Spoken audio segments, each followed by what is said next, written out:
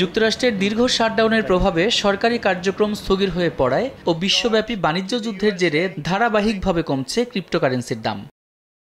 কমতির দিকে জনপ্রিয় বিটকয়েনের দাম সপ্তাহ ব্যবধানে ৯% কমে শুক্রবার সকালে বিটকয়েন বিক্রি হচ্ছে ৮৫,৮০১ মার্কিন ডলারে। মাস ব্যবধানে এই ক্রিপ্টোকারেন্সির দাম কমেছে ২০.২৬%।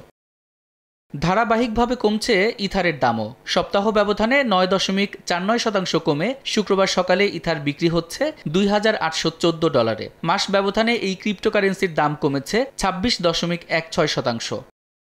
কমতির দিকে রয়েছে বাইন্যান্সের দামও সপ্তাহ ব্যবধানে ৫.৯০% কমে বাইন্যান্স বিক্রি হচ্ছে $৮৬৩.৯০। মাস ব্যবধানে এই ক্রিপ্টোকারেন্সির দাম কমেছে ১৮.৭২%।